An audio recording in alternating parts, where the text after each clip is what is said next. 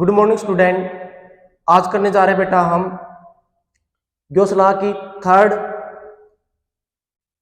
Application है। इससे पहले हमने दो एप्लीकेशन कर ली है। तो ये एप्लीकेशन क्या है, हमने इलेक्ट्रिक फील्ड निकालना है due to any infinite plane sheet. किस पर निकालना है? इनफाइनाइट प्लेन शीट पर निकालना है। ठीक है, तो ये हमारे क्या है, इनफाइनाइट प्लेन शीट है जिसपे जो चार्ज है वो इक्वली डिस्ट्रीब्यूट है। ठीक है, तो हमने क्या करना है, तो हमने यहां से आर डिस्टेंस पे कोई पी पॉइंट लेते हैं।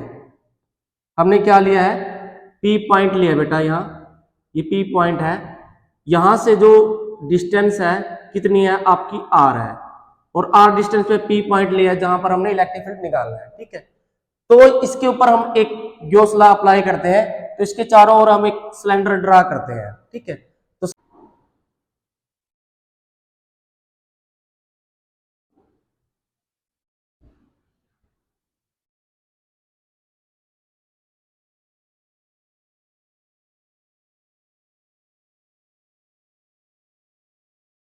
ठीक है, तो देखिए अब सिलेंडर ड्रा कर रहे हैं।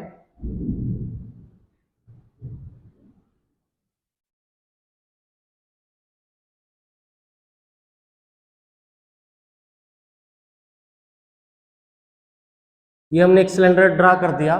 ठीक है, और जो इसकी लेंथ क्या है, 2r है। सपोज हमने इसकी लेंथ को 2r मान लिया। ठीक है, तो यहां पर आपने पी पॉइंट लिया है जहां इलेक्ट्रिक फील्ड निकालना है। तो इसके अंदर एक सरफेस और ले लेते हैं।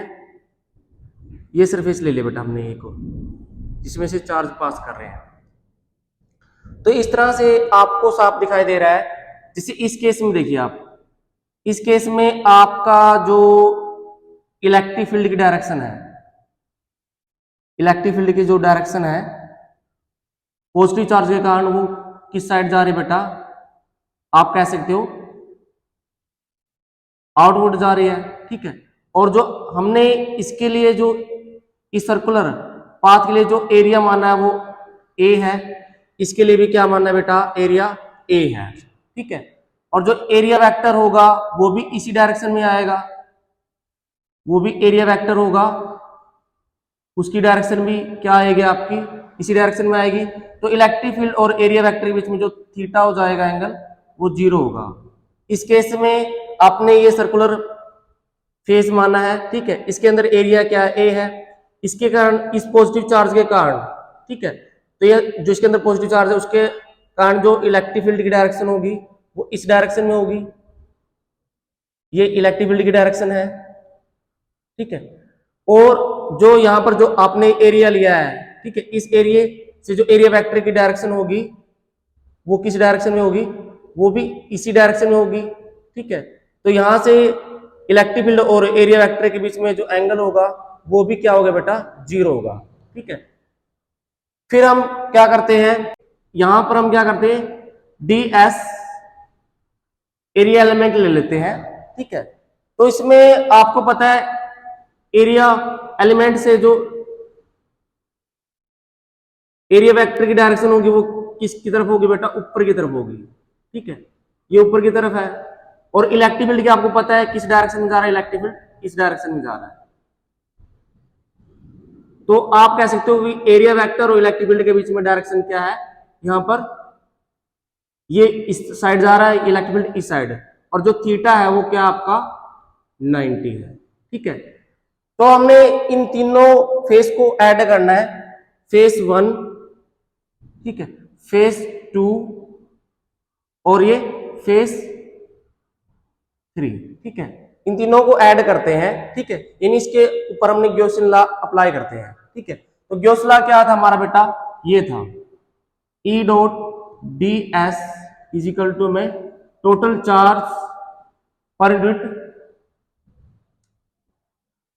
Epsilon naught. ठीक है, और एक बात को और ध्यान रखना आपने, जो सरफेस है, ठीक है, तो सरफेस के ऊपर जो चार्ज है, ठीक है, तो आपने पता है सिग्मा क्या होता है, सिग्मा सिग्मा होता है सरफेस चार्ज डेंसिटी, तो क्या होती है टोटल चार्ज पर यूनिट में एरिया। ठीक है, पर यूनिट में कितने चार्ज है उसको क्या बोला जाता है, इसको सरफेस चार्ज डेंसिटी बोला जाता है। क्या बोला जाता है इसको, सरफेस चार्ज डेंसिटी। ठीक है, क्योंकि यहां से यदि हम क्या निकालें, टोटल चार्ज की वैल्यू निकालें, क्योंकि यहां पुट करनी पड़ेगी, तो टोटल चार्ज की वैल्यू क्या आएगी, ये एक इसके साथ मल्टीप्लाई हो जाएगा सिग्मा के साथ। ठीक है, तो क्या हो जाएगा टोटल चार्ज, टोटल चार्ज क्या हो जाएगा, क्योंकि क्या को मैं ये पुट कर सकता हूं, तो सिग्मा मल्टीप्लाई ए हो जाएगा। अब क्या करते हैं बेटा, हम इन तीनों फेस को ऐड कर लेते हैं, फेस 1 फेस 2 फेस 3 को ऐड करते हैं। ठीक है, और इसके इक्वल रख लेते हैं क्या बाय एप्सिलॉन। फर्स्ट फेस देखिए किसके इक्वल है, ई डॉट डी, एरिया कितना लिया डीएस, यानी हमने एरिया ए लिया है, और थीटा कितना है, थीटा की वैल्यू हमने क्या पुट करनी है 0। ठीक है, ये फर्स्ट फेस है। सेकंड फेस देखिए वो क्या है, ई ए कोस, वो भी 0 है, क्योंकि एरिया वेक्टर और इलेक्ट्रिक फील्ड के बीच में एंगल 0 है। ये सेकंड फेस हो गया बेटा। थर्ड फेस में देखिए, थर्ड फेस क्या है, ई ए कोस 90, किसके इक्वल लिखना है, क्या वो बाय एप्सिलॉन नॉट के। ठीक है, आपको पता है ये वैल्यू तो कोस 90 वैल्यू क्या होती है 0, ये तो कट हो गया। अब इन दोनों फेस को ऐड करते हैं। ठीक है, दोनों आपको साफ दिखाई दे रहा है, ये क्या हो जाएगा यहां से ई ए, ठीक है फर्स्ट फेस, और सेकंड क्योंकि cos 0 की वैल्यू 1 होती है, तो ये भी क्या हो जाएगा ई ए। ठीक है, किसके इक्वल है, क्या वो बाय एप्सिलॉन नॉट के। ठीक है, तो इन दोनों को मैं सिंपली क्या लिख सकता हूं,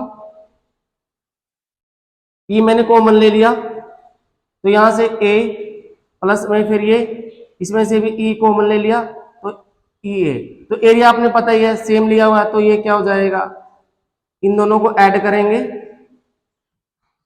और जो मैं क्या की वैल्यू है मैं पुट कर रहा हूं, क्या की वैल्यू क्या पुट कर सकता हूं यहां पर, सिग्मा मल्टीप्लाई ए बटे एप्सिलॉन नॉट। ठीक है, तो ये क्या क्या हो गया, ये 2a हो गया, सिग्मा मल्टीप्लाई ए बटे एप्सिलॉन नॉट, ए से ए कट चुका है और 2 कहां जाएगा नीचे, तो E की वैल्यू क्या आ जाएगी, तो ये इलेक्ट्रिक फील्ड कहां आया बेटा, ये आया इनफाइनाइट प्लेइंग शीट के लिए आया है।